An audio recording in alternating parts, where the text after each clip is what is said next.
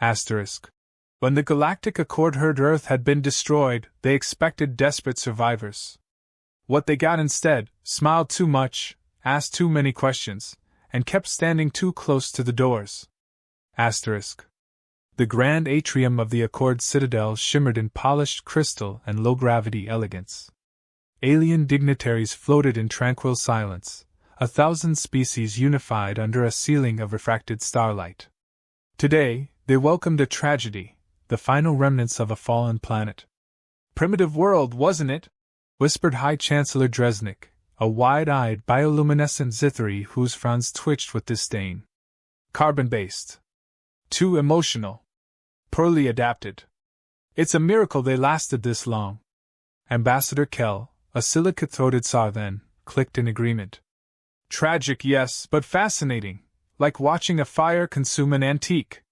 Glorious in its own ruin. Then the doors opened. They entered with no fanfare. No royal parade. No tear-streaked sob stories. Just a dozen humans in sharp black uniforms, walking in perfect formation. At the center, Captain Mara Vance, tall, deliberate, face calm and unreadable, offered a polite smile as if stepping into a hotel lobby, not the galaxy's most powerful chamber. Captain Mara Vance, Earth representative, she said, her voice smooth and low. Thank you for welcoming us. Your station's architecture is remarkable. Reminds me of a spider web spun by committee. Some of the Zithri took that as a compliment. Some didn't. We're honored, Dresnik said, hiding his frown with a bow. We expected more delegation. More mourning. Forgive me, but isn't your planet gone? Indeed, Mara said. Every square meter. Gone. But not forgotten. We made sure of that. Her words floated like dry ice, cool, harmless, and somehow dangerous. The aliens exchanged uncertain glances. The delegation was escorted to the diplomatic garden, where soft foliage and artificial breezes tried to replicate the serenity of peace. The humans walked silently, observing everything. One leaned over to examine a sculpture, then whispered, "Blind spot behind the fountain." Good to know. You're welcome to rest here, Kell offered. We've arranged nutrient-compatible meals and a recreation chamber with Earth films. One is called Top Gun, about flying things and singing? Very educational, Mara said. Especially the parts involving volleyball. Then she turned, scanning the perimeter with unnerving precision. Dresnik leaned in, voice low. We offer you sanctuary. That's not a gesture we extend lightly. You'll find this society is built on harmony, logic, and trust. You may begin integration tomorrow. We'll assign you mentors. Mara's eyes didn't waver. That's very kind. Just one request, we'd like access to your waste disposal systems. Excuse me? For repurposing. Also, technical specifications of your civilian transport network. Safety protocols, route maps, emergency overrides. It would help us feel secure. A long pause. The aliens had given shelter to refugees before, but none had ever asked about reactor layouts and refused shafts in the first hour. One of Mara's crew, a thin man named Doyle, handed an alien assistant a package. Here. A gift. Cheetos. A snack. Bright orange, mildly toxic, highly addictive. The assistant took one, sniffed it, licked it, and immediately began convulsing. Medical drones swooped in. Doyle turned to Mara. Too spicy? No such thing, she replied, not looking back. Later that evening, Dresnik convened privately with the Security Council. There's something wrong with them, he said. They smile too much. They ask about infrastructure, not culture. They sleep in shifts, take notes during orientation, and decline recreational hours. What kind of grieving species declines yoga? The council reviewed preliminary scans. Biological readings were normal: heart rate, cortisol levels, hydration. But psychological scans returned fragmented, encrypted layers. Emotion masking. False calm. Maybe it's trauma, one suggested. Maybe it's strategy, Dresnik muttered. Meanwhile, in the guest quarters, the humans weren't sleeping. Lieutenant Doyle tapped away on a wrist pad, decrypting a local mesh network. I've mapped 14 exit vectors. No security cameras on Corridor 7B. Patrol drones on an 8-minute loop. Child's play. Sergeant Lin adjusted a ceiling panel. Fusion cores below us. We could drop a cascade pulse and knock out their whole defense grid. 5 minutes flat. 3, Mara corrected gently. If we time it between system syncs. Doyle chuckled. Still calling us refugees. That's adorable. Mara stared out the window, watching a cluster of nebulae spin silently beyond the glass. They think Earth fell. That we're scared. That we're lost. Weren't we? We were never lost, she said. Just waiting. Suddenly, a chime echoed in the room. A mechanical voice rang out. Ambassador Dresnik requests your presence for a cultural exchange dinner. Formal attire recommended. No weapons. Mara smiled. Dinner it is. Let's show them how Earth says thank you. At the feast, the aliens presented exotic dishes, luminous fungi, gelatinous nectar, and levitating berries that exploded into foam. Humans brought ribs. Barbecued. Smoky. Smelling of mesquite and subtle threat. Dresnik lifted his goblet. To unity across stars. Mara clinked glasses. To old worlds and new beginnings. A pause. Dresnik cleared his throat. Forgive my directness, Captain Vance. But what really happened to Earth? Mara looked down at her wine, then up at him with that same unsettling calm. We made a decision. One world wasn't enough anymore. So we let it go. You destroyed it? She tilted her head. We transformed it. Into a message. He blinked. And the message is? She leaned in, just enough. We're coming. No change in her tone. No flex in her smile. Just cold certainty wrapped in velvet courtesy. Dresnik laughed awkwardly. You joke. I do. Occasionally. But not tonight. After dinner, a low-ranking alien aide retrieved a small human data core someone had dropped. Curious, they accessed it, only to trigger a series of encrypted files. Blueprints. War simulations. Psychological warfare protocols labeled Operation Exodus Trap. They looked up, pale, shaking. Sir, this wasn't an escape. It was a field test. Back in the human quarters, Mara stood alone, hands clasped behind her back.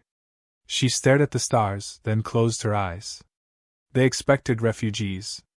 But Earth had sensed something else entirely. The Galactic Accords, Harmony Sector, was meant to be a sanctuary. Instead, it became a surveillance net wrapped in lace. After the dinner, silent alarms tripped across 6 layers of Accord intelligence. Every database Mara's team had access to was now under audit. Every hallway they passed through, rescanned. Every word analyzed. None of it helped. The humans still smiled. Dresnik's office, once a place of self-satisfaction and preening diplomacy, now felt claustrophobic. He stared at the decrypted human file again. Operation Exodus Trap. 3 words. Chilling. Clinical. It detailed a strategy so brutal it shouldn't have existed in any civilized species. Simulate planetary death, scatter survivors as infiltrators, map interstellar weaknesses from the inside out. And now they were here, polite, clean, patient. Waiting. He pinged internal security. Increase surveillance. Triple rotations. I want neural sniffers in their quarters, pressure analysis on every step they take, and nanite residue checks on their utensils. Yes, Chancellor, came the reply. But humans clean their rooms. Thoroughly. Too thoroughly. Dresnik paused. How thoroughly? They wiped residual DNA from the furniture. Even from their breath masks. Who does that in a sanctuary? Dresnik didn't answer. He knew. Meanwhile, aboard the Accord Citadel's orbital docking array, Lieutenant Doyle strolled through the maintenance deck, whistling. The tune, *Sweet Home Alabama*, meant nothing to the aliens. To Doyle, it was camouflage. An Elorian engineer tried to engage him. You are a refugee, yes? Looking for comfort services? Recreation chamber? Actually, Doyle said with a pleasant grin, I'm just looking for the exhaust vents on your thermal relay system. The engineer blinked. Why? Oh, curiosity. I get nervous in cold places. If I had to sabotage a ship, that's where I'd start. You know, hypothetically. The Elorian let out a panicked chitter. Doyle chuckled and kept walking. Hypothetically. Back in the quarters, Mara stood before a 3D projection of the Accord's central command lattice. Their encryption was smooth, elegant, predictable. It felt like dissecting a well-made toaster, efficient, but hopelessly fragile in the wrong hands. Sergeant Lin entered quietly. Status update. Communications tapped. Supply drones mapped. Defense node cycles logged. Good, Mara said. Civilian response? They're confused. Some are afraid. But the upper brass still thinks we're broken survivors playing soldier. Mara sighed. That won't last. Make sure the crew remains passive. For now. Lin hesitated. And if they trace the core? They won't. And even if they do, they won't believe it. At the same time, Ambassador Kell was reviewing Euro logs from a dinner conversation. In them, Mara mentioned repurposing waste systems. Harmless on the surface. But when translated through 8 cultural dialects and cross-referenced with military slang, the phrase could also mean reclaim battlefield salvage for active deployment. Kell frowned. Is it possible we've misjudged them? Dresnik snapped. They're a proto-species with war trauma and sharp teeth. Of course they speak in metaphors and paranoia. That doesn't make them predators. Kell stared at the data again. They requested access to our AI oversight servers. Who does that? Hackers. Curious minds. Children. Or tacticians, Kell said quietly. Tacticians with extinction in their rearview mirror. By midday, Accord Command authorized full psychometric scans on the human delegation. The scanners returned anomalies. Neural activity was too stable. No trauma loops. No PTSD residue. Emotional resonance was flatlined, not suppressed, but organized. Optimized. These aren't victims, the medic said. They're trained. Trained for what? No one could say. Later that evening, Mara was invited to observe a diplomatic simulation event. The Reconciliation Games.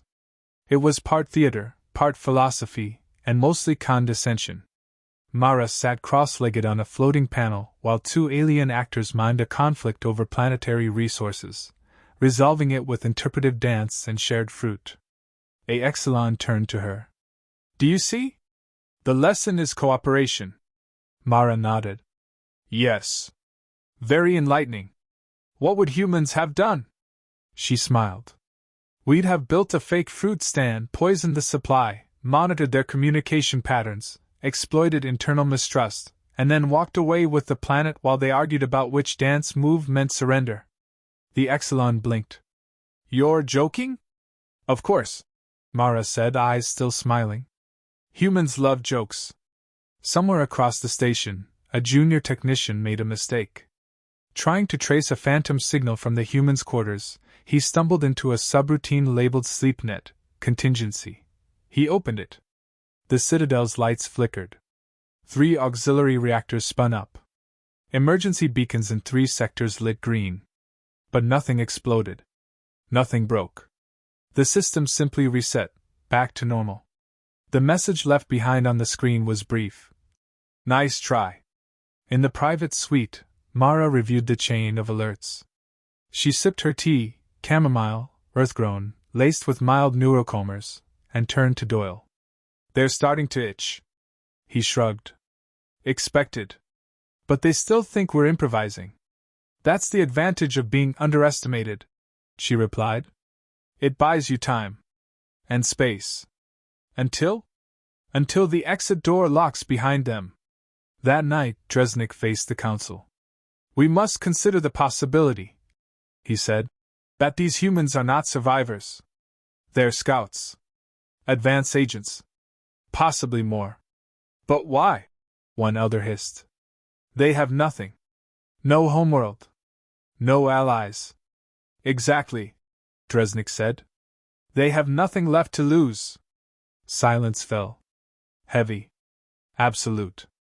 Then, behind them, a hidden holoscreen blinked to life. Mara's face filled the frame. Calm. Cheerful. Not live, recorded.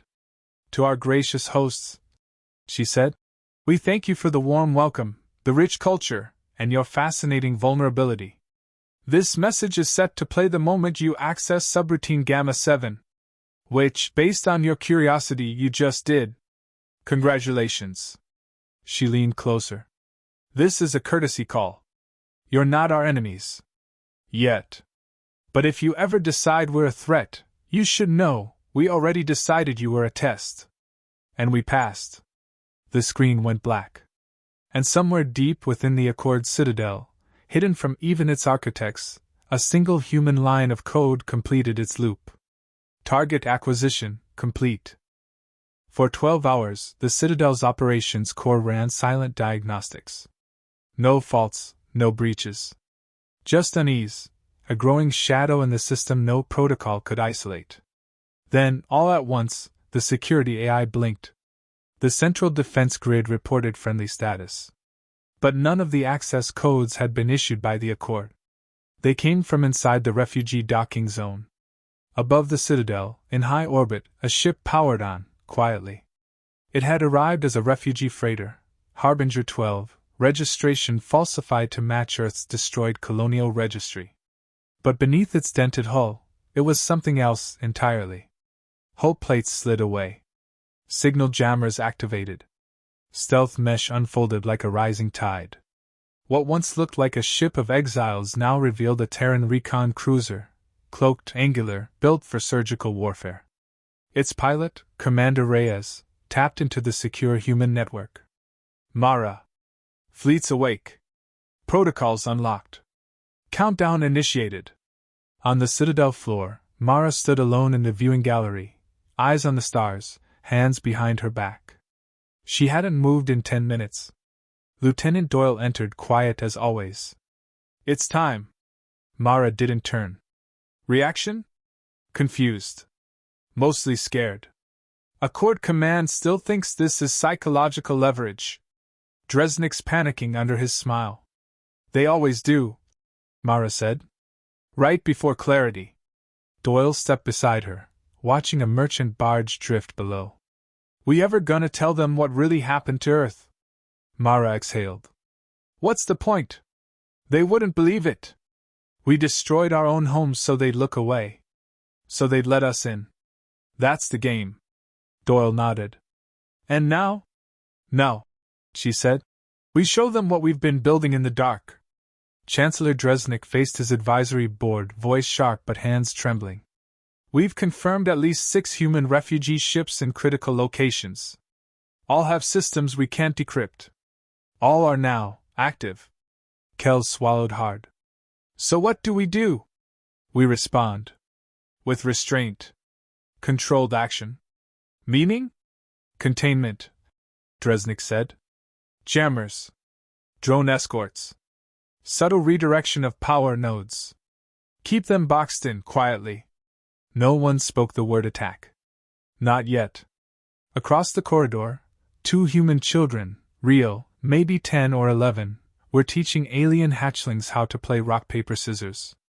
They laughed, unaware of the quiet hum building beneath their feet. Sergeant Lin passed by, noting every corner.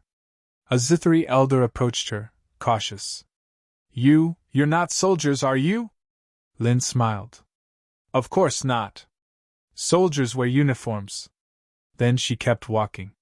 In the command chamber, the Citadel's primary AI flickered. A voice, monotone and polite, announced. Override request received. User Mara Vance. Request authenticated. Dresnik spun. Shut it down! Block her! But the AI ignored him. Protocol strings cascaded across the screen. Access granted to sector-level controls. Defensive satellite protocols temporarily suspended. System syncing with new command matrix. New matrix accepted. Predator class confirmed. Silence. No one knew what that meant. Until every satellite turned, inward, Upstairs, Mara entered a private observation chamber, small, round, built for meditation. Dresnik was already there, waiting. She sat opposite him, legs crossed, expression neutral. He spoke first. "Why are you doing this?" "We're not doing anything," she replied. "Yet. You're manipulating our systems. You offered integration. We integrated." He slammed a palm against the table. "You baited us. You faked extinction." She raised an eyebrow. "Is it bait if the target is willingly complicit? You came here for war. We came here for justice," Mara said. "War is just the negotiation that follows a failed apology." Dresnik stared at her. "You were offered peace." "No," she said, tone flattening. "We were offered pity. You didn't help us rebuild. You studied us. Catalogued us. Waited for us to vanish. You feared what we'd become if we ever stopped needing your protection." He swallowed. "And what did you become?" Mara stood slowly. "The answer's orbiting your station right now. On cue, human ships decloaked. 12 of them. Each one a design the Accord had never seen. Black hulls, heatless drives, no visible weapons, until the outer layers shifted and thousands of targeting nodes blinked red. Terran voice broadcasts echoed across open space. "This is not an attack. This is an assessment. We are the lost children of Earth. We remember everything. You were never our saviors. You were our containment field. Assessment complete. You failed." In the Citadel's primary command deck, defense officers tried to scramble fighter wings. Nothing responded. Human code had locked their commands, rerouted drone signals, and looped communication back onto itself. They were blind. Mute. Trapped. Back in the viewing gallery, Doyle leaned on the railing beside an excellent scholar. "You don't understand," the alien stammered. "We gave you shelter. You gave us cages with polished floors," Doyle said. "And you made sure the locks were subtle." He offered the alien a small tablet. It showed a star map. 30 systems, each with human refugee ships, all now active, all syncing to a singular command pulse. The network was complete. Not a fleet. A grid. A net. Mara stepped back into the main hall, facing the Accord delegation. They all turned to her. No one spoke. So she did. "Do you know what made us dangerous?" she asked. "Not our weapons. Not our history. Not our aggression. It was our extinction." She walked forward, calm and controlled. "You thought losing Earth broke us. It didn't. It focused us. You thought a dead world made us desperate. It didn't. It made us deliberate. You thought we were refugees. That was your first mistake. And your last one," Doyle added, entering beside her. Across the Citadel, the system rebooted. Every light flickered. Then turned red. Emergency systems reported no faults. No fires. No breaches. Just one line blinking on every screen. Asterisk. Predator class confirmed. Awaiting final evaluation. Asterisk. The Citadel's gravity anchors shuddered. From orbit, the Terran formation reconfigured. 12 vessels rotating with surgical precision, their hulls shifting into angular symmetry. No flares. No threats. Just terrifying coordination. On every Accord channel, the same human phrase pulsed in fractured translation. "Final evaluation in progress." Inside the council chamber, panic brewed beneath diplomatic silence. Ambassador Kell paced in slow, jerky movements. "We underestimated them." "No," Dresnik whispered, staring blankly at the red-lit chamber wall. "We forgot who we were dealing with. We saw the broken pieces, not the hands gathering them." Behind him, a new message flashed on his datapad. To Accord Command, from Exodus Protocol Fleet Prime. Subject, Clarification of Intent. Dresnik opened it. It was brief. Asterisk, this is not retaliation. This is balance. Asterisk. Asterisk, you called us desperate. You were half right. Now comes the other half. Asterisk. On the observation deck, Mara watched in silence as the stars dimmed behind the shadow of the fleet. Her posture hadn't changed, still upright, still calm, but there was something new in her voice when she spoke. Everything's in place?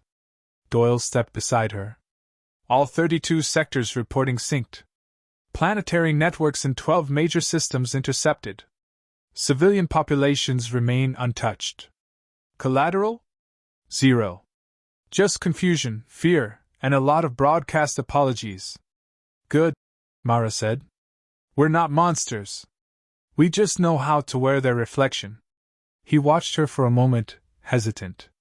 They still don't understand why. No, she said. And that's what makes this work. The Accord Council met in an emergency closed session. Layers of bureaucracy collapsed in the face of imminent paralysis. They've seized control of half our infrastructure without firing a shot, Kell said.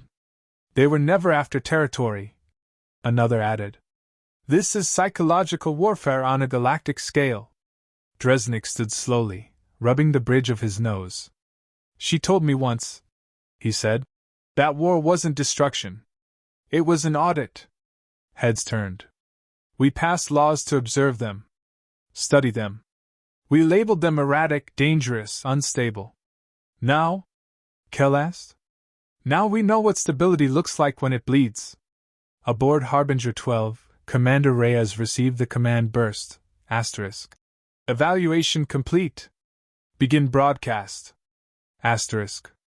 He keyed the central channel, speaking directly into the network now stitched through half the Accord's communications lattice. His voice carried everywhere. This is Commander Reyes, Terran Exodus Fleet. We have assumed control of all strategic nodes previously used to monitor, manipulate, or contain humanity. No weapons have been fired. No civilians have been harmed. But we hold the keys now. Your empires are no longer secure. Not because we hate you, but because we watched. While you studied our culture, we studied your systems. Your weaknesses. Your behavior. Your arrogance. You believed Earth was gone. It wasn't. It was reborn, with teeth. In the central plaza, civilians gathered beneath the towering holograms broadcasting Reyes' message. Some wept. Others stared, silent. The image shifted. Now it was Mara's face. To the people of the Accord, this is not an invasion. This is a correction. You taught us containment. We learned infiltration. You offered us pity. We learned patience. This isn't revenge. It's a message. She paused, gaze direct. Never mistake a wound for weakness again. The screen cut out. No fireworks. No explosions. Just the oppressive silence of realization. In the command center, Lynn monitored the Accord fleet's slow withdrawal from contested sectors. Not a single shot, she murmured. That's the point, Doyle said. They'll remember this more than any battle. Shame is louder than war drums. Mara entered, her voice low but sharp. Begin release phase. Return all civilian systems. Unlock infrastructure. But leave the audit logs behind. Doyle raised a brow. All of them? Yes, Mara said. Let them read what we saw. What we measured. What we found lacking. Lynn nodded. They'll know they were prey. No, Mara corrected. They'll know they fed predators for centuries and never saw it. Dresnik received the final packet first, an archive of human observations, diplomatic deceit, manipulation of weaker species, calculated destabilizations of post-collapse societies. All logged. All time-stamped. All verified.